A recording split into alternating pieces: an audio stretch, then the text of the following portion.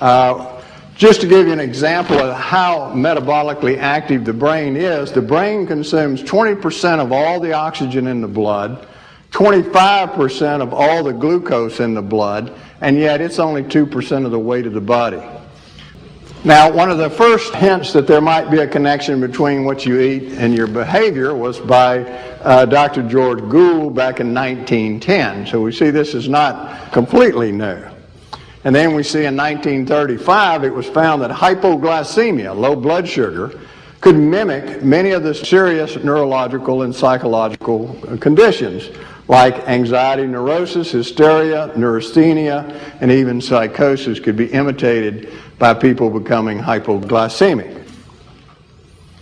And then in 1973, Dr. Wendell and Beebe found that there was a 74% incidence of hypoglycemia in people who had schizophrenia, the type of schizophrenia associated with anxiety.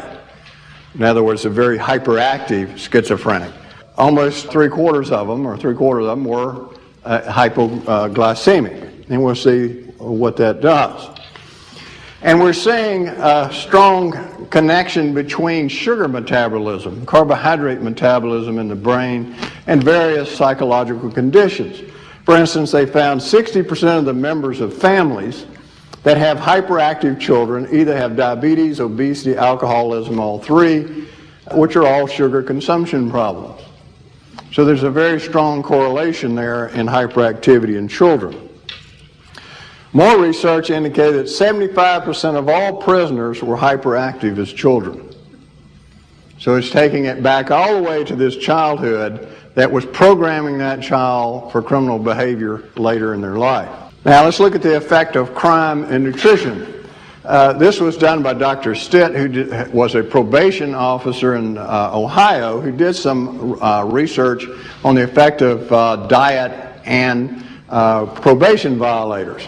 And what she found is that those who remained on a bad diet, a lot of sugar, a lot of junk food, a lot of food additives like MSG, NutraSweet, these things, when they stayed on that, 56% of them ended up violating their probation by committing some antisocial act, robbery, violence, etc.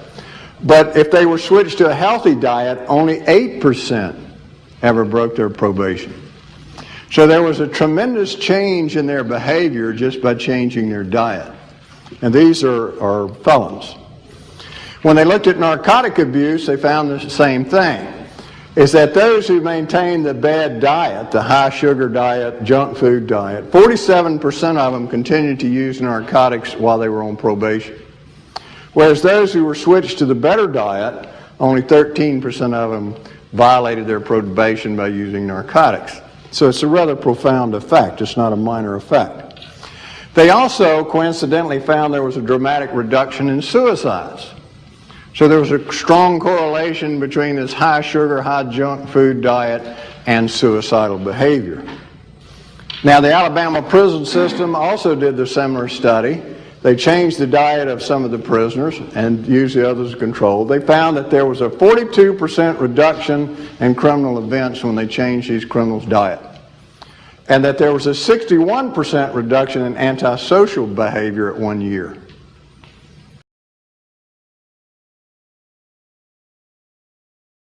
Now, all right, let's look at one of the major offenders, and that's sugar consumption. In 1900, Americans consumed about 4 pounds of sugar a year. That's not very much sugar.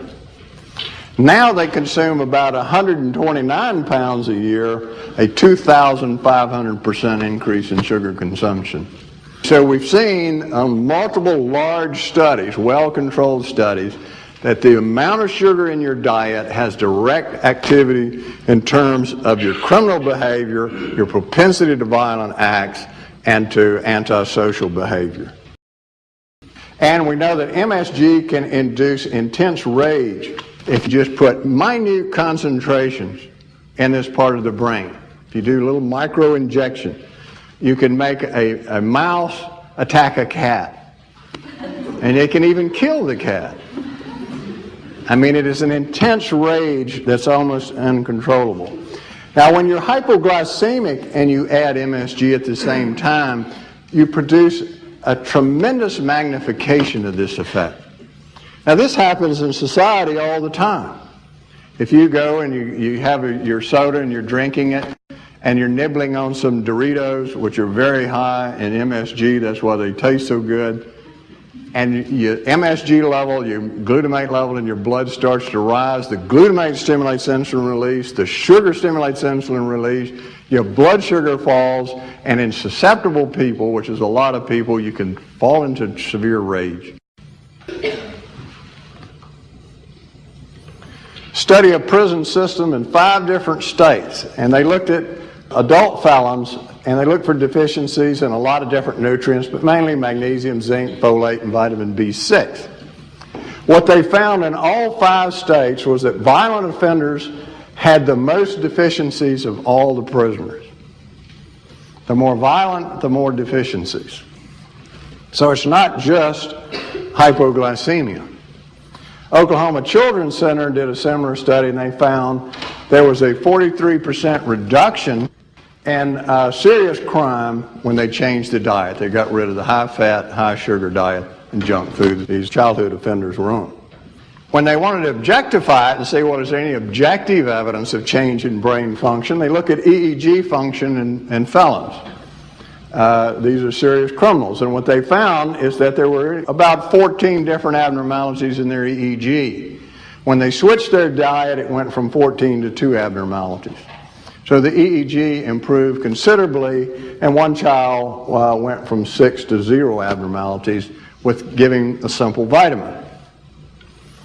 And they found that even marginal deficiencies in nutrition could cause criminal behavior to surface. As a result of a 27-year-long series of studies, in particular in laboratory animal studies on the relationship of dietary protein with primary liver cancer, another interest of mine at the time.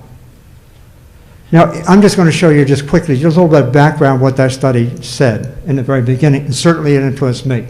Namely, if we take animals, we genetically modify them so that they get cancer, if you will, then feed them 2 different levels of protein.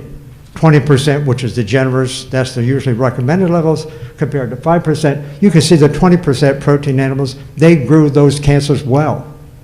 These are animals genetically modified to get liver cancer. Feed them 20% protein, that's what you get. Feed 5%, you can see there's no effect. This particular experiment here, done in many different ways over the years, showed us that what we could find out that 20% level of protein was generous in terms of its ability to turn on cancer. So in this experiment, for example, switching back and forth, 20% on, 5% off, 20% on, so forth. So protein essentially is controlling cancer. Fed in excess, it generates and grows cancer. In contrast, well, let me say this first. The protein that we used at that time was the prominent protein of cow's milk. I'm coming from a dairy farm. I found that difficult to digest, no pun intended.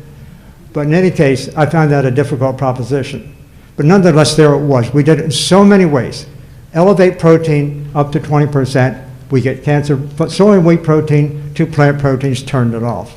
It's very clear. We did it so many times. It's quite frankly, it's really clear. In fact, this was so prominent that it turns out that casein, the prominent protein of cow's milk, actually is the most relevant cancer-causing chemical ever identified. And I suspect that many of you have not heard that before, but this is the result of dozens of experiments over a long period of time, published, quite frankly, in the very best journals.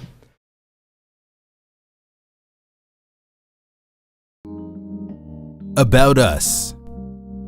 The Redemption Project helps to address the inmate recidivism challenge by providing education, rehabilitation, and reentry support services to incarcerated men and women in prisons and jails throughout the United States.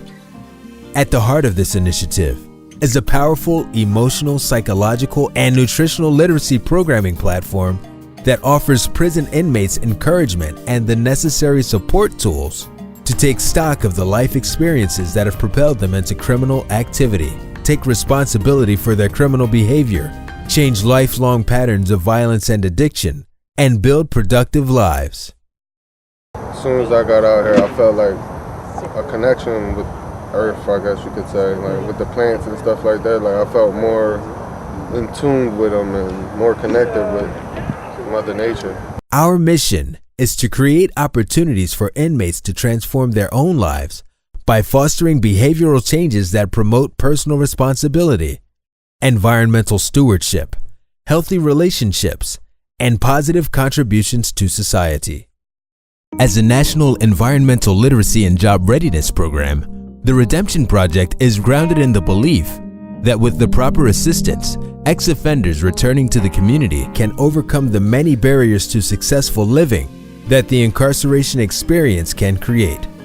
National programs use our modules because its proven teaching approach and materials engages inmates that have struggled in school, strengthens their personal development skills, increase their environmental literacy, prepares them for careers that can provide them and their families with economic security, and inspires them to become environmental activists and leaders who can improve conditions in their communities and in society more broadly. So when I actually came, like when I found out about the program, it kind of like it opened my eyes, and like I really appreciate the people that was in the program with me and helping me in that way. The Redemption Project offers a non-accredited certificate from major academic institutions. The courses are designed for each participant to receive an activity-based curriculum that is facilitated by an instructor through hands-on training, classroom learning, and online instruction. The curriculum is composed of 6 courses. Green Landscaping. This program seeks to prepare inmates with the knowledge, skills, and attitudes necessary for employment in the emerging field of green landscaping and stormwater infrastructure. Culinary Concepts. This course will introduce participants to healthy vegan cooking and eating. Character Building. This module was developed by a 20-year veteran of the Pennsylvania State Police Force and utilizes a teaching method that fosters the development of ethical and responsible individuals by teaching them about the good values that people should have. Self-regulation and self-control can also be used in your situation where you're at now, being incarcerated. How has your thought process and your self-control helped you to maintain your goals of getting out of the system? Have you been using those cues and things also? See what your triggers is, see what everything that make you angry and get you bent out of shape, and here I use it pretty good, and hopefully I'll be back out in the community soon. Nutrition. This course provides participants a platform to identify a healthy eating style and build it throughout their lifetime. It opens a lot of doors for us, and this is the way we should be eating, is organically, because what we put in is what we get out. Green Cleaning. Inmates will learn a holistic system of housekeeping that protects the health of people and reduces harm to the environment, indoor or outdoor. Sustainable Living. Sustainability education addresses the participant in ways that are explicitly focused on economic viability, environmental integrity, and social equity. Re-entry and Support Program. There are 2 major components: job placement, internship. Doors that I wouldn't be able to open on myself. I think that the things I learned here, I could apply to a bunch of different things out in the world and in different places. And my plans aren't to stay in Philadelphia, so I think that I could take what I learned here as far as the West Coast and even further to a different continent. So I'm very appreciative of the things I learned here. Organic agriculture. The Redemption Project has identified on-the-job training opportunities within each training area to assist with internships and job placement. Many offenders have difficulty finding permanent, unsubsidized, well-paid employment after release because they lack job-seeking experience, a work history, and occupational skills. Furthermore, many employers refuse to hire individuals with criminal records. These circumstances seriously affect an ex-offender's stability because unemployment is consistently associated with high recidivism rates. Upon release, the student will enter a 3-month internship with a company that reflects the field of training in which they chose and completed. The Redemption Project connects to the business community and serves as a link between employers seeking qualified employees and the individuals benefiting from our employment and training program, offering a win-win solution. Mentoring. The Redemption Project offers mentoring support during pre- and post-release time periods. Our mentoring program connects experienced, caring leaders with those who seek direction. The mentor-mentee relationship can result in positive social, behavioral, and academic outcomes within the inmate population. For those re-entering a community, mentors facilitate the transition back to the community and offer a much-needed support system. Our mentoring component is based on the belief that mentoring can help ease inmate re-entry by providing both practical and emotional support.